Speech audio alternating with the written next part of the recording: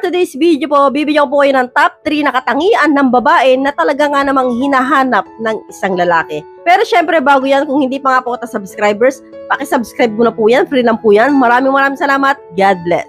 So alam ko, karamihan sa mga lalaki, no, tumitingin talaga sa ganda ng babae, sa katawan, no, kung mas-sexy, kung malaki ang cocomelon. Pero alam niyo po ba na meron talagang top 3 na katangian ng babae na talaga nga namang hinahanap ng isang lalaki.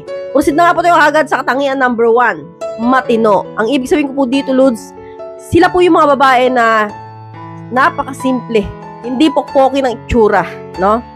Sila po yung mga babae walang bisyo, alak, sigarilyo, hindi nagsusugal, talagang matino, no? Yung talagang tipo ng babae na taong bahay lang, trabaho bahay lang.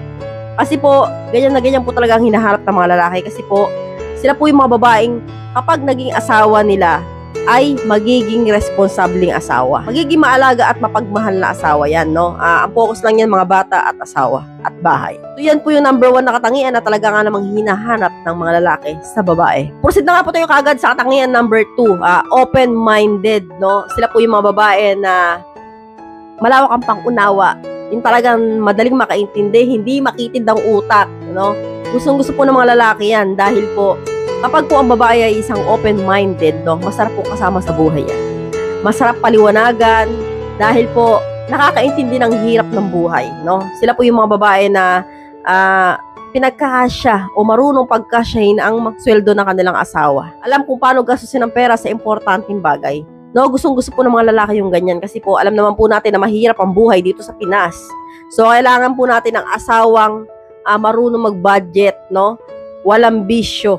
Asawang magaling humawak ng pera, yung marunong ding mag-ipon, no? Kasi po, Lods, ang babaeng open-minded, masarap kasama sa buhay yan. Kasi hindi yan tambururot, no? Nakakasaipon sa mga biro, sa mga bagay-bagay, no? Hindi po tulad ng babaeng makitid ang utak, galit kagad kapag biniro mo.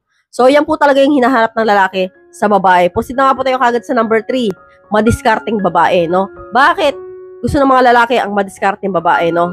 Una-una, syempre, makakatulong sa kanila, no? Hindi lang aasa. So, ang mga lalaki, alam naman po natin, real talk po yan, no? Kahit po yan ay may trabaho, nahihirapan din po yan. So, kailangan po nila ng tulong natin.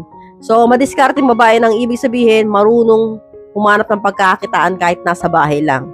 Kunwari, mag-online selling, or mag-vlog, no? Katulad ko, nagbablog ako, kumikita ko ng pera kahit sa bahay lang. Yun, nagtitinda ng kung ano-ano, kahit mga simpleng bagay, kahit pabarya-barya, at least nakakatulong sa asawa nila, di ba? Pambiling diaper, pambiling simpleng ulam, may mga tipong gano'n, no? Kung talagang namang yun lang ang kayang gawin ng babae, okay na po yun, basta madiskarte, no? So, hindi po yung marites niya sa labas na nakatambay sa kalsada at naipagkwentuhan lang, wala pang ulam, wala pang niluto. Alauna na ng hapon, no? Hindi pa kumakain ng mga anak, di pa naliligo, tumutulo pa yung sipon sa daanan, ang diaper, lawlaw, hindi pa palit-palitan dahil hindi pa iwan nakausap. Hindi po ganun, no?